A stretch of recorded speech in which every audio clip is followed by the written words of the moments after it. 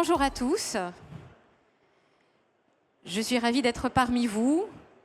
Donc Florence Lambert. Alors moi, je fais partie de la recherche grenobloise. En fait, pendant une vingtaine d'années, j'ai travaillé au CEA de Grenoble dans les nouvelles technologies d'énergie, souvent à la tête de projets un peu impossibles, Energy Observer par exemple, mais toujours à rêver d'industrie.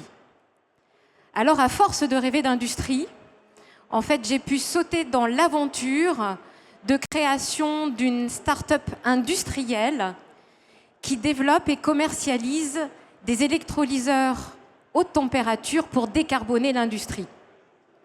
Et ce que j'ai envie de faire aujourd'hui, en fait, c'est vous apporter mon témoignage d'industriel, 2 LE maintenant, de la French Tech, ou même plus largement de l'European Tech. Avec un premier sujet, en fait, que je voudrais partager avec vous.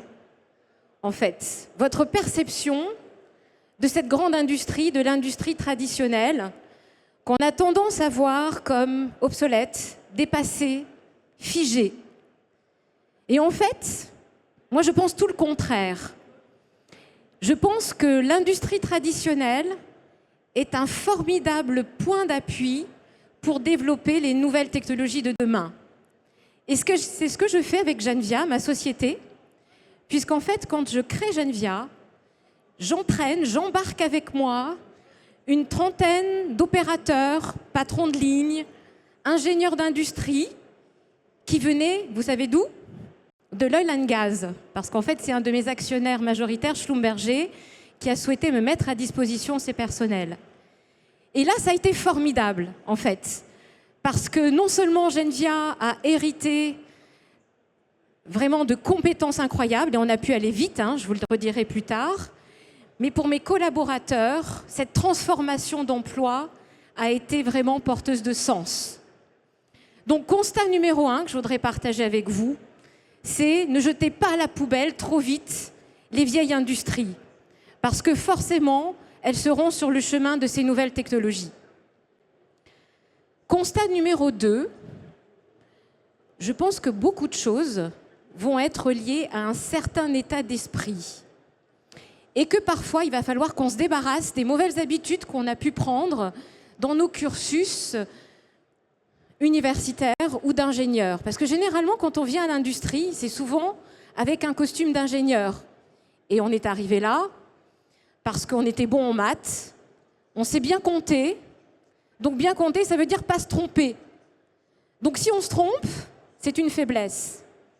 Et bien justement, moi je pense également tout le contraire.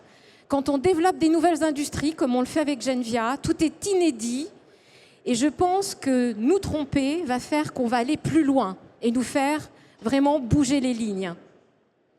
Et c'est d'ailleurs ce que je dis tous les jours, tous les matins à mes collègues, en leur disant, si vous ne vous trompez pas, ça veut dire qu'on n'innove pas assez. Donc j'ose vous dire, allez-y, trompez-vous si vous voulez venir dans ces industries un peu nouvelles. Et c'est pour moi un peu la clé du succès. Alors dans Genvia, en fait, nous avons entrepris de développer tout un parcours autour du risque, avec parfois des incertitudes. Mais en tout cas, c'est clair qu'on ne jette pas tout ce qui ne marche pas.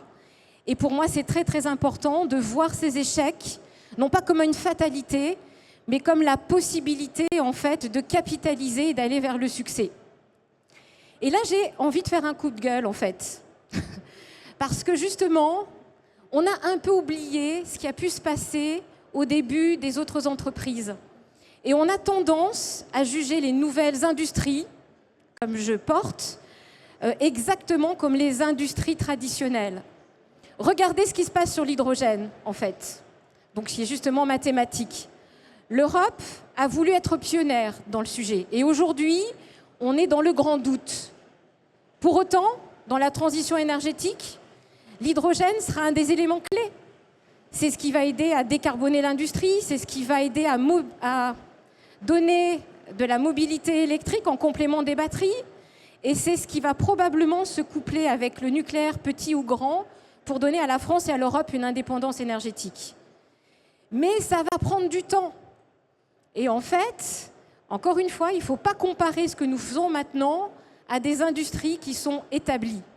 Je vais prendre un exemple, celui de l'automobile. En fait, il y a fallu presque 100 ans pour la développer. Nos parents, grands-parents, arrière en fonction de votre âge, en fait, ont vu plus de 50 ans pour passer des volumes de quelques dizaines de milliers à quelques dizaines de millions. Et pendant tout ça, en fait, il y a eu des arrêts, on s'est trompé, on a consolidé. Et pour moi, c'est important, quand on porte une nouvelle industrie comme je le fais, de se dire qu'il ne faut surtout pas tomber dans le travers des modes court terme. Et que ce que nous nous apprêtons à faire, en fait, dans ces nouvelles industries, c'est de partir d'une feuille blanche, de tout inventer, les technologies, les process de fabrication, la supply chain, mais aussi les usages. Et donc, en fait, c'est un marathon plutôt qu'on s'apprête à faire. Donc, vous voyez, nouveau constat, l'entrepreneur aujourd'hui dans ces nouvelles technologies.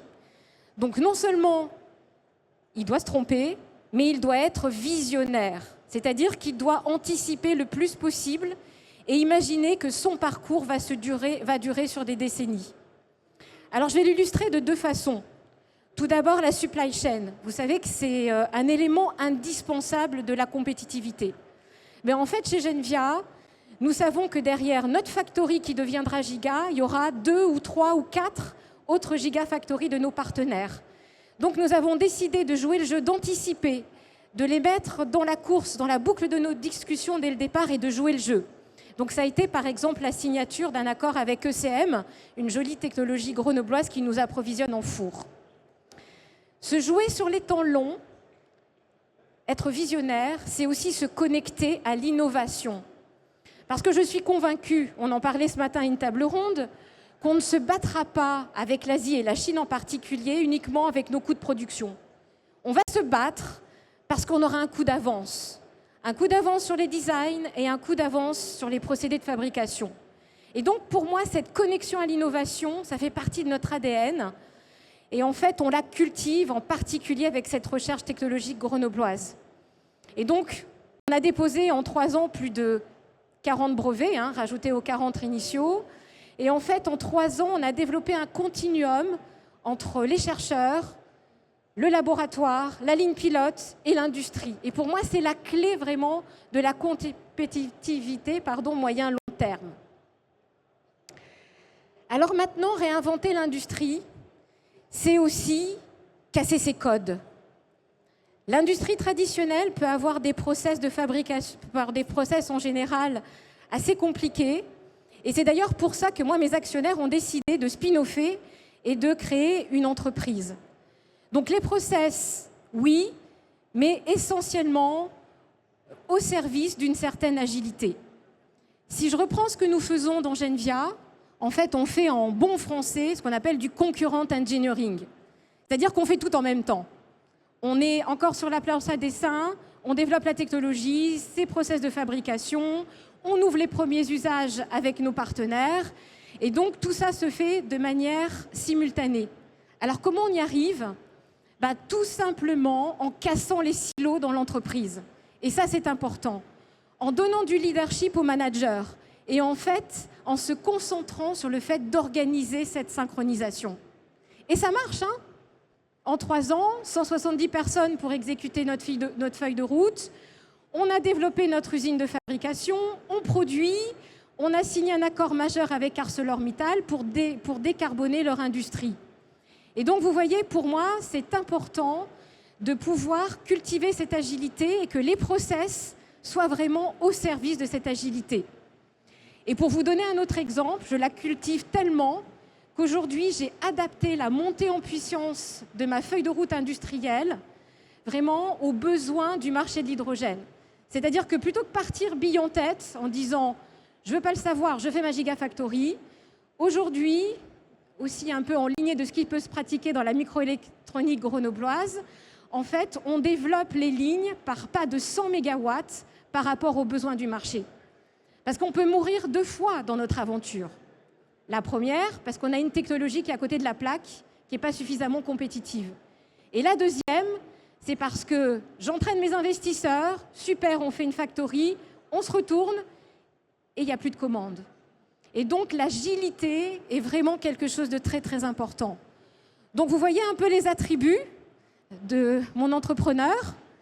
Donc il doit savoir se tromper, il doit être visionnaire et il doit être agile.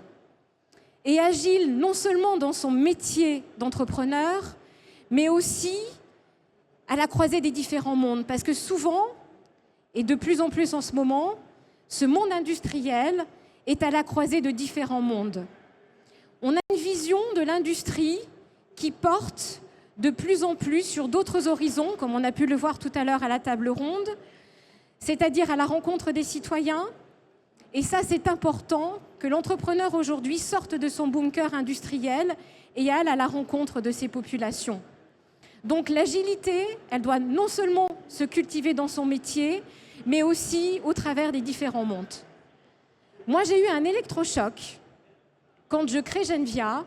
On était vraiment dans l'impulsion de la filière industrielle hydrogène, donc on reçoit 200 millions d'euros. Donc ça, c'est clair que c'est frappant, on va pouvoir faire beaucoup de choses. Mais au-delà de ça, nous avons eu un alignement inédit de tous les acteurs autour de nous. L'État, puisque le président est venu nous inaugurer, la région, mais aussi les collectivités. Et tout ça, eh ben moi, ça m'oblige. En fait, je disais ce matin, quand je me lève le matin, c'est effectivement, il faut que Genvia fonctionne. Je ne pense pas à me raser, hein, je vous rassure.